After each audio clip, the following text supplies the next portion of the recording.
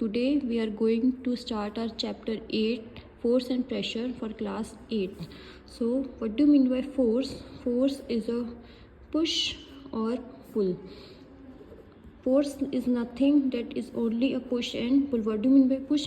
किसी चीज़ को धक्का देना, किसी चीज़ को अपने से दूर करना, that is known as push. And what do you mean by pull? किसी चीज़ को अपने पास लेकर आना, that is known as pull. For example, here one example is written, to open a drawer. जब भी हम कोई ड्रॉर को ओपन करते हैं हम उसमें क्या कर रहे हैं, पुल. जब हम उसी ड्रॉर को क्लोज कर रहे हैं तो हम उसमें क्या कर रहे हैं, push. In both the condition हमें क्या लगानी पड़ती है, force. Second example is given, to kick a ball. When you kick a ball, जब आप किक कर रहे हो बॉल को तो आप पुश कर रहे हो, तो उसमें भी क्या अप्लाई हो रही है, आपकी force. So here one activity is given, a car is in rest position. Car किस पोजीशन में, हमारी रेस्ट पोजीशन में है.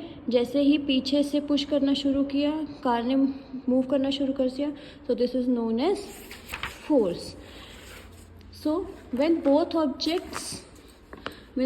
The object apply force on each other, then the interaction is called push. जब दो ऑब्जेक्ट्स इन्वॉल्व हैं तो उसको हम क्या बोलते हैं, पुश और pull. In this case girls are pulling each other and in this case this person is pulling the buffalo. Next our topic is exploring more force. What do mean by exploring more force? कि it is difficult to push a heavy cart. कि जब हमें कोई भारी चीज़ उठानी है तो एक सिंगल पर्सन के लिए वो काम मुश्किल हो जाता है, लेकिन जब उसी काम को 2 या 3 पर्सन करते हैं, so it is very difficult task. So what do you mean by total unit force? What do you mean by total unit force?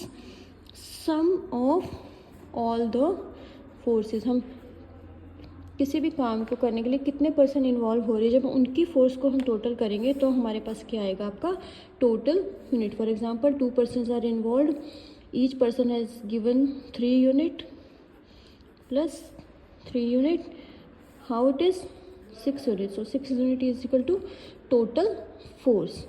Next, if we apply force in opposite direction, अगर हम force को apply करेंगे opposite direction में तो यहाँ पर force क्या होगी, आपकी difference.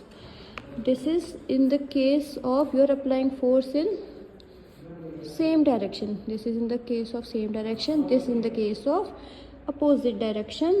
So if one person is using 4 unit force, other is 4 unit force in opposite direction, then the total force is